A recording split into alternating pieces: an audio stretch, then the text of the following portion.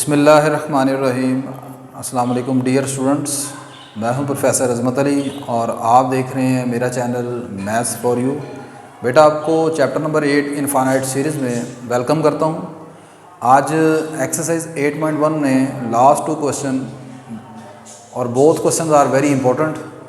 Question number 19 and question number 20 इनके ऊपर discussion करेंगे। इन क्वेश्चन को प्रूव करने के लिए यहाँ पर मैं एक थ्योरम को यूज़ करूँगा। वो थ्योरम की स्टेटमेंट आपको पता होनी चाहिए। थ्योरम ये है कि एवरी बाउंडेड मोनोटोनिक सीक्वेंस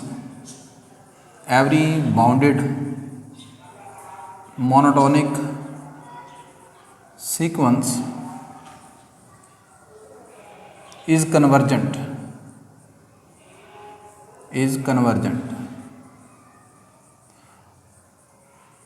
हर बाउंडेड मोनोटोनिक सीक्वेंस जो है वो कन्वर्जेंट होता है।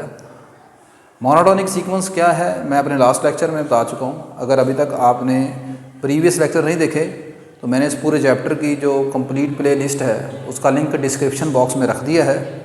आप उस लिंक पर क्लिक करके तमाम लेक्चर को बआसानी देख सकते हैं। मोनोटोनिक सीक्वेंस, बाउंडेड सीक्वेंस, ये तमाम चीज़ें मेरे लेक्चर्स में मौजूद हैं, आप उनको देख सकते हैं। क्वेश्चन में भी मैं आपको अभी बता दूंगा, ठीक है। डिटेल से देखने के लिए आप प्रीवियस लेक्चर को देख सकते हैं। क्वेश्चन ये है कि आपके पास ये क्वेश्चन नंबर 19 और 20 में आपको सीक्वेंस की nth टर्म गिवन है। आपसे पूछा जा रहा था कि आपने बताना है कि क्या ये सीक्वेंस कन्वर्ज करते हैं या डाइवर्ज करते हैं। अगर सीक्वेंस कन्वर्ज कर रहे हैं तो फिर आपने बताना है कि उसकी लिमिट क्या है। तो सीक्वेंस की nth टर्म आपको गिवन है। तो क्वेश्चन नंबर 19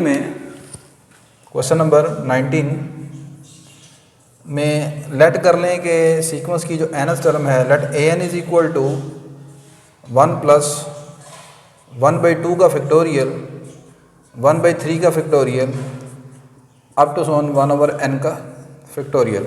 सबसे पहले हम यहाँ पर यह दिखाएंगे कि ये जो सीक्वेंस है ये मोनोटोनिकली इंक्रीजिंग सीक्वेंस है। एक सीक्वेंस को आप इंक्रीजिंग सीक्वेंस कहते हैं अगर उस सीक्वेंस की हर नेक्स्ट टर्म पिछली टर्म से बड़ी हो, यानी A2 A1 से बड़ा होना चाहिए, A3 A2 से बड़ा होना चाहिए। इसी तरह प्रोसीजर चलता रहेगा। an+1 an से बड़ा होना चाहिए, ठीक है। या दूसरे अल्फाज में आप इसको ऐसे भी लिख सकते हैं कि an+1 minus an greater than 0 आना चाहिए, ठीक है जी। तो यहाँ पर आप देखें, आपको सीक्वेंस की nth टर्म ये गिवन है। आप यहाँ से इसकी n+1 टर्म निकालें तो इसकी n+1 टर्म क्या होगी, वो आ जाएगा an+1 इक्वल टू 1 प्लस 1/2 का फैक्टोरियल 1/3 का फैक्टोरियल। नेक्स्ट से प्रोसीजर चलता जाएगा प्लस अप टू 1/n का फैक्टोरियल। और n+1 टर्म आपने मालूम करनी है n+1, तो ये आ जाएगा 1/n+1 का फैक्टोरियल। अब आपने ये प्रूफ करना है कि an+1 minus an greater than 0 आना चाहिए। अगर आप ऐसा करने में कामयाब हो जाते हैं तो इसका मतलब है कि ये सीक्वेंस इंक्रीज़ कर रहा है। तो मैं यहाँ पर मालूम कर रहा हूँ an+1 माइनस an। जब आप इसमें से इसको माइनस करेंगे तो आप देख सकते हैं कि आपके पास ये तमाम टर्म कैंसिल हो जाएंगी, सिर्फ एक टर्म बचेगी 1/n+1 का फैक्टोरियल। ये सिर्फ आपके पास आ जाएगा। देखें जी, ये पहली वाली वैल्यूज तमाम वही हैं जो ऊपर हैं।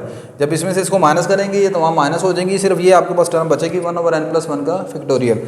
अब आप ये बताएं कि कभी किसी नंबर का फैक्टोरियल नेगेटिव हो सकता है, कभी भी किसी नंबर का फैक्टोरियल नेगेटिव नहीं हो सकता। आपका आंसर जो है वो हमेशा ग्रेटर देन 0 आएगा for all n belong to n, ठीक है। तो यही आपने प्रूफ करना था कि आपके पास ये जो सीक्वेंस है इसमें an+1 माइनस an का आंसर जो है वो 0 से बड़ा आना चाहिए। This shows that an is in increasing sequence. This implies an is increasing sequence.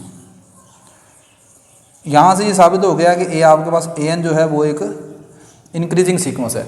अब आप ये शो करेंगे कि an जो है वो बाउंडेड है। देखें, ये दोनों चीज़ें यहाँ पर प्रूफ करना ज़रूरी है। ये बाउंडेड भी है और मोनोटोनिक सीक्वेंस है। मोनोटोनिक सीक्वेंस 4 किस्म के होते हैं। या तो वो इंक्रीजिंग होते हैं या डिक्रीजिंग होता है, या नॉन इंक्रीजिंग या नॉन डिक्रीजिंग। तो मैंने ये प्रूफ कर दिया कि ये इंक्रीजिंग है, तो मोनोटोनिक साबित हो गया। अगली बात ये है कि इसको प्रूफ करना है ये बाउंडेड है। एक सीक्वेंस को आप बाउंडेड कहते हैं अगर उस सीक्वेंस की हर टर्म जो है वो किसी रियल नंबर m से, पॉजिटिव रियल नंबर m से छोटी होनी चाहिए। ठीक है, इसकी हर टर्म एक पॉजिटिव रियल नंबर m से, उसका आंसर क्या है, छोटा होना चाहिए। m यहाँ पर एक पॉजिटिव रियल नंबर है, तो ऐसे सीक्वेंस को आप बाउंडेड कहेंगे। अब आपने ये दिखाना है कि इस सीक्वेंस की हर टर्म जो है किसी एक नंबर से छोटी है, तो वो कैसे प्रूफ होगा, ज़रा देखें।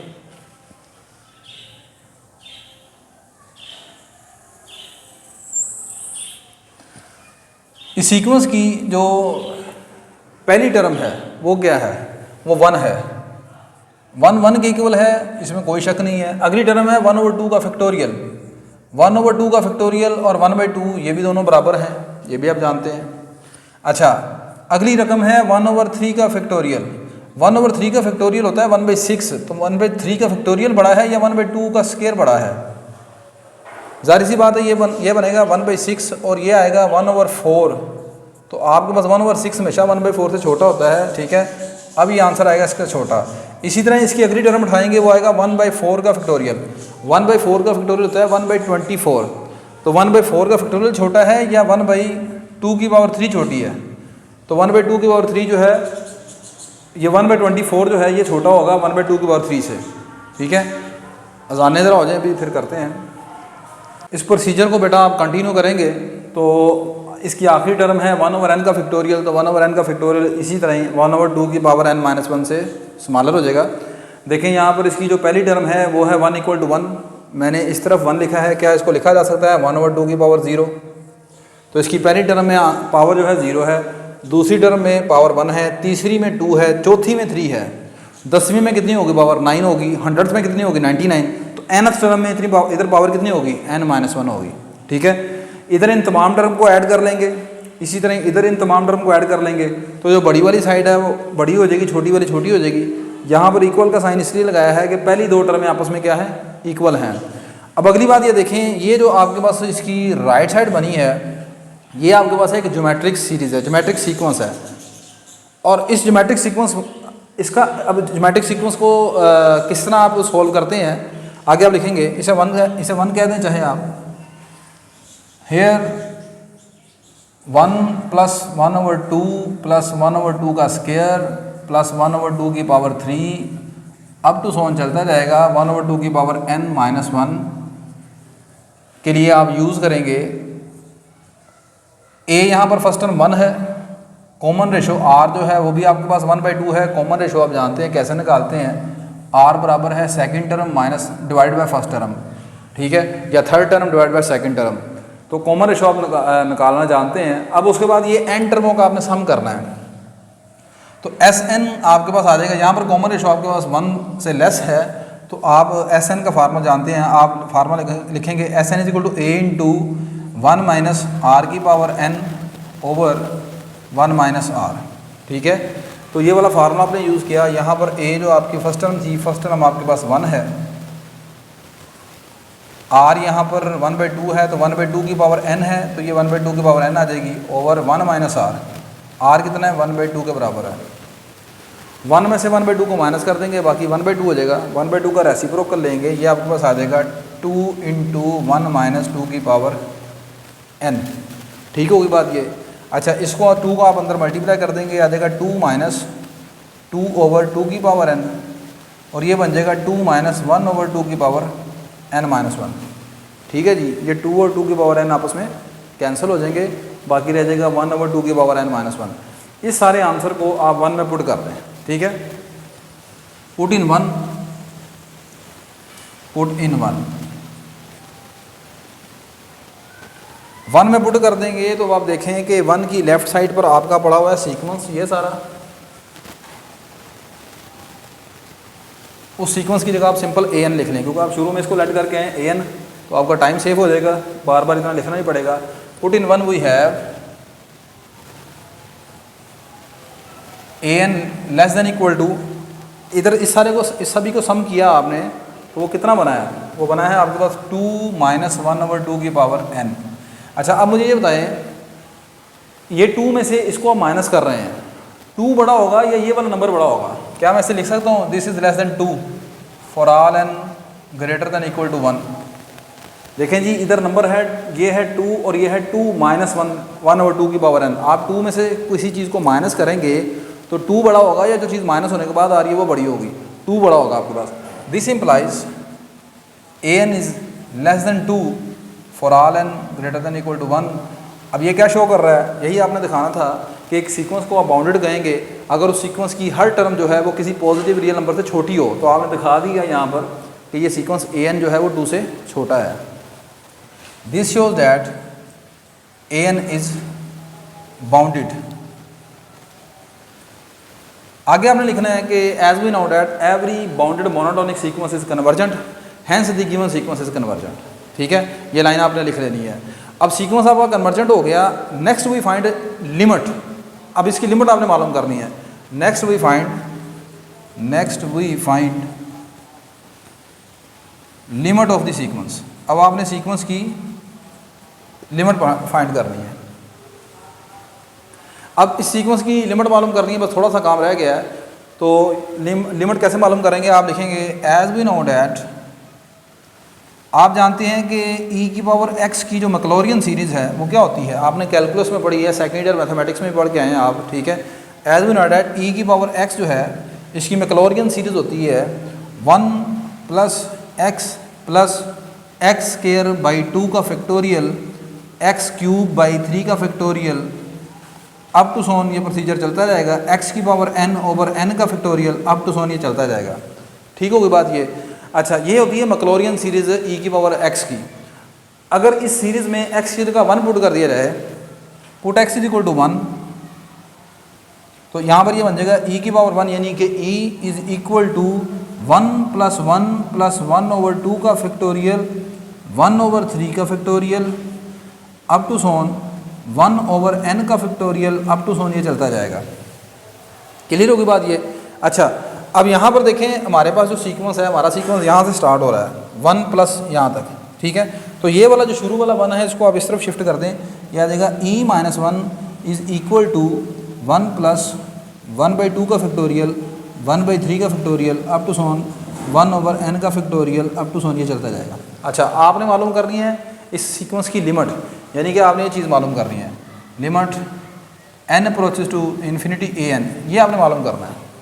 आपका पूरा सीक्वेंस ये है यहाँ से यहाँ तक। लेकिन जब आप n approaches to infinity limit लेते हैं, इसका क्या मतलब होता है कि आप इनफाइनाइट टर्म्स को देख रहे हैं। ठीक है, तो यहाँ पर अगला स्टेप क्या होगा? This implies limit n approaches to infinity an। ये कितनी टर्म है? ये आपके पास इनफाइनाइट टर्म्स हैं, ये इनफाइनाइट टर्म्स हैं। आपका सीक्वेंस सिर्फ यहाँ तक है, लेकिन ये मैं बता रहा हूँ कि जब आप लिमिट, ये जो एक्सप्रेशन है limit n approaches to infinity, इसका मतलब होता है कि इनफाइनाइट टर्म्स, ठीक है, लिए हैं आपने। तो limit n approaches to infinity an किसके बराबर आ जाएगा? e - 1 के बराबर, अप्रोचेस टू e - 1। ठीक है, या सिंपल अप्रोचेस लिख लें या सिंपल इस तरह लिख लें। Hence given sequence converges to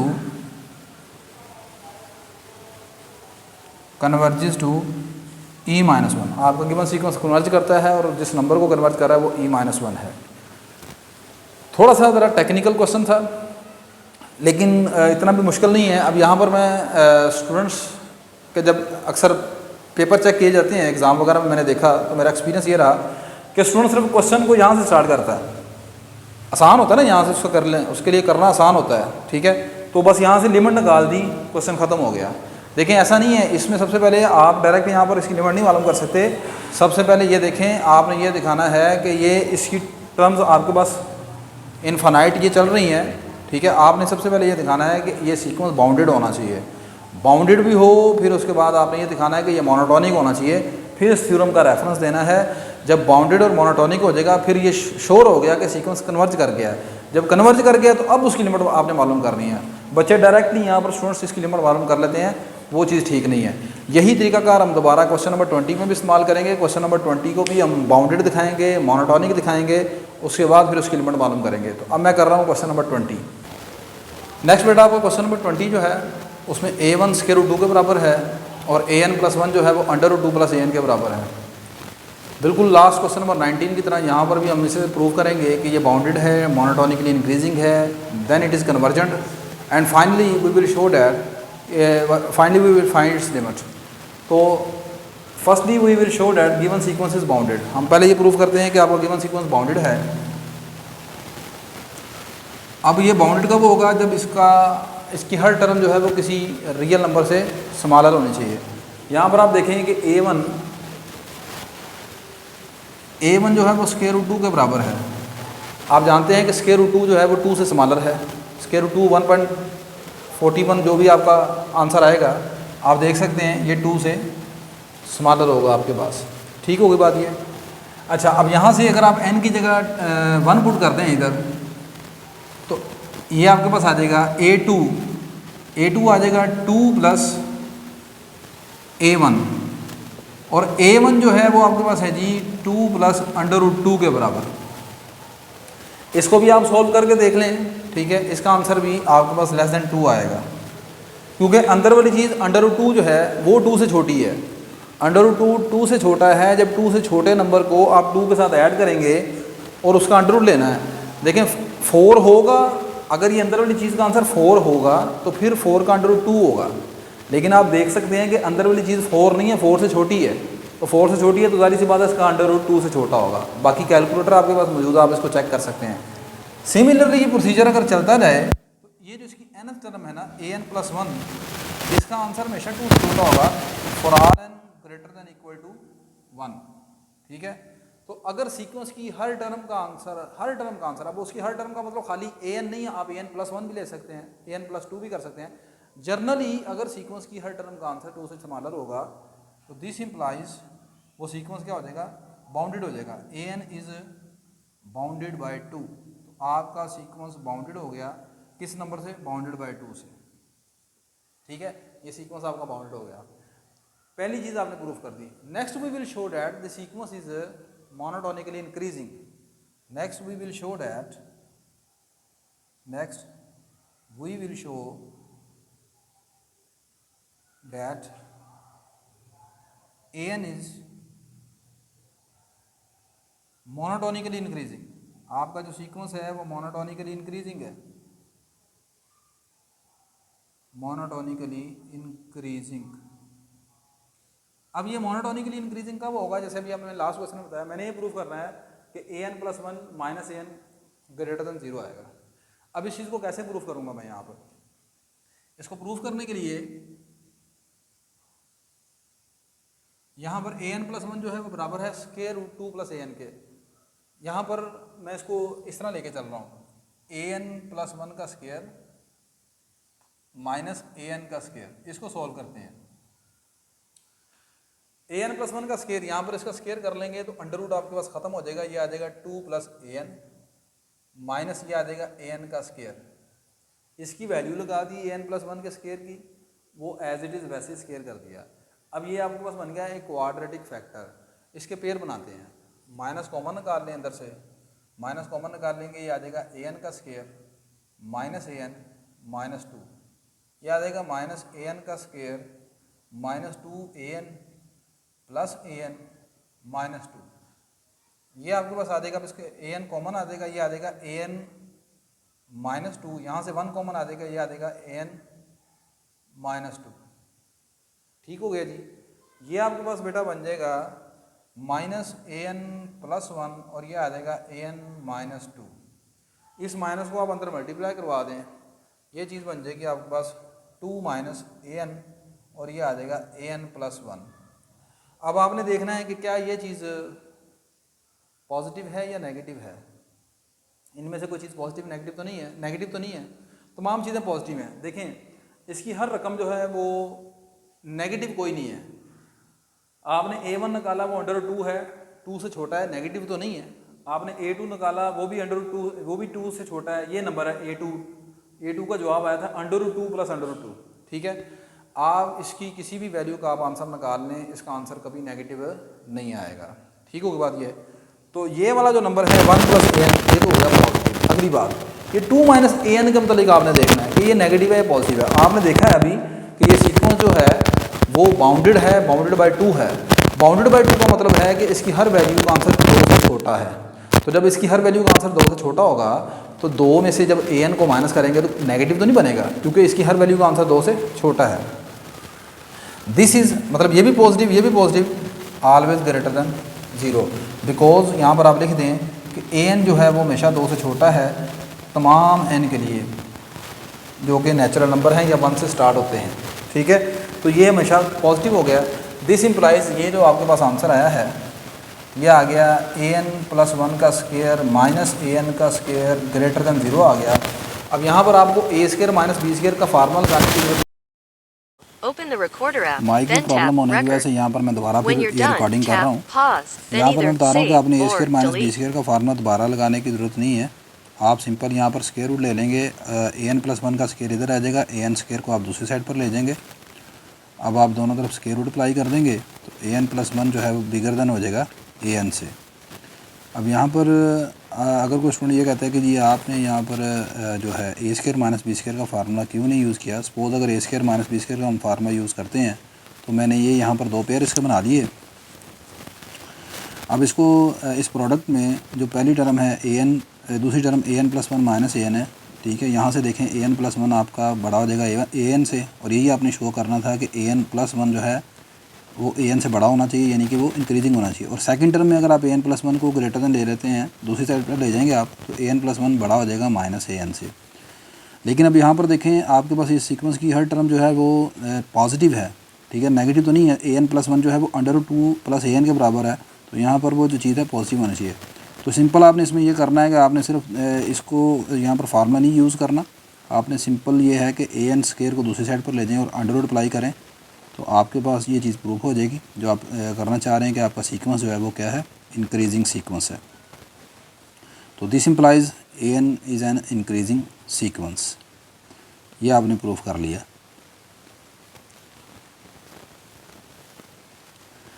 अच्छा, नेक्स्ट यहाँ पर आपने वही जो लाइन है कि एवरी बाउंडेड मोनोटोनिक सीक्वेंस जो है वो कन्वर्जेंट होता है, वो लाइन आपने लिख लेनी है। ठीक है, वो लाइन लिखने के बाद नेक्स्ट हम यहाँ पर इसकी अब लिमिट मालूम करते हैं।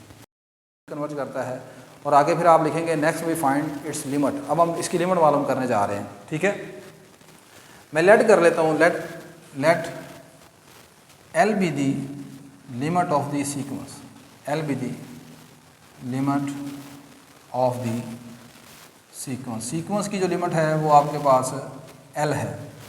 अब अगर इसकी सीक्वेंस की लिमिट L है तो यहाँ पर एक चीज़ याद रखिएगा, मैं अगर n proceeds to infinity an + 1 पर लिमिट अप्लाई करूँ तब भी इसका आंसर L ही होगा, और अगर मैं लिमिट अप्लाई करूँ इसकी nth टर्म पर तब भी इसका आंसर L ही होगा।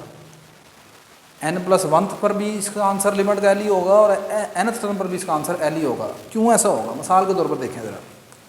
मेरे पास फर्ज करें कि an जो है वो बराबर है 1/n के। मैं आपको कहता हूँ इस सीक्वेंस की ज़रा लिमिट मुझे बता दें। आप बताएंगे जी इस सीक्वेंस की जो लिमिट है, limit n approaches to infinity an 1/∞ 0 है। क्लियर। अब अगर मैं कहूँ कि इस सीक्वेंस की n + 1th टर्म निकालें और उसकी भी लिमिट बता दें, तो इस सीक्वेंस की n + 1th टर्म निकलती है 1/n + 1। इस पर भी ज़रा लिमिट अप्लाई करके देख लें, limit n approaches to infinity, यह आ जाएगा 1/∞ + 1। ठीक है, यह आ जाएगा 1/∞, और 1/∞ क्या होता है, 0। तो आपने गौर किया कि अगर एक सीक्वेंस की लिमिट आप n मान के चले हैं तो चाहे उसकी nth टर्म हो या n + 1th टर्म हो, उसकी लिमिट सेम रहती है, लिमिट चेंज नहीं होती। तो जब आप n + 1 पर इन्फिनिटी अप्लाई करेंगे तब भी आपने n लेना है, और जब nth टर्म पर इन्फिनिटी अप्लाई करेंगे तब भी आप L ही लेंगे। क्लियर हो गई। ले जी, मैंने मान लिया कि सीक्वेंस की लिमिट जो है वो L के बराबर है। ये हमारे पास सीक्वेंस का फार्मूला दिया हुआ है, इसके ऊपर आप लिमिट अप्लाई कर दें। So limit n approaches to infinity an + 1 equal to limit n approaches to infinity 2 + an। अब यहाँ पर स्क्वायर रूट ख़त्म करने के लिए दोनों तरफ आप स्क्वायर ले लेंगे। ठीक है, तो या दूसरे अल्फाज में इसका आंसर आप लगा देंगे यहाँ पर L। इस लिमिट को भी आप ज़रा अंदर ले जाएं, यह आ जाएगा 2 + limit n approaches to infinity an। Limit की ये खूबी होती है कि वो आप स्क्वायर रूट के अंदर उसे लिख सकते हैं इस तरह, या आप लिमिट के अंदर पढ़ चुके हैं। तो मैंने लिमिट को अंदर शिफ्ट कर दिया, ये बन गया आपके पास 2 प्लस एल के बराबर। Taking square on both side, दोनों तरफ आप स्क्वायर कर लें, ये आ जाएगा एल का square equal to 2 plus L. Clear होगी बात ये। अब इसको आप इस तरफ शिफ्ट कर लें, ये आ जाएगा एल का square minus L plus minus 2 equal to 0। इसके आप बना लेंगे पेयर, तो पेयर क्या बनेंगे जी इसके, L square minus 2l plus L minus 2 equal to 0। Clear होगी बात ये। अच्छा, यहाँ से अब आपके पास पहली दो वैल्यूज़ में से एल कॉमन आ जाएगा, एल कॉमन आया तो बाकी क्या रह गया, एल माइनस 2, और यहाँ से भी आप अगर आप 1 कॉमन निकालें बाकी क्या रह जाएगा, प्लस 1 कॉमन निकालें बाकी रह जाएगा एल माइनस 2 इक्वल टू 0। तो ये आपके पास आ जाएगा जी L plus 1 into L minus 2 equal to 0। अब यहाँ पर एल की दो वैल्यूज निकलेंगी, एक आपके पास आ जाएगी एल इक्वल टू -1 और एक आ जाएगी एल इक्वल टू 2। अब यहाँ पर एक रिज़ल्ट आपने याद रखना है कि अगर एक सीक्वेंस की हर टर्म पॉजिटिव हो, ठीक है, तो इसकी लिमिट भी पॉजिटिव होती है। सही है। एक बाउंडेड मोनोटोनिक सीक्वेंस कन्वर्जेंट है, और अगर किसी कन्वर्जेंट सीक्वेंस की हर टर्म जो है वो पॉजिटिव हो तो उसकी लिमिट भी पॉजिटिव होती है।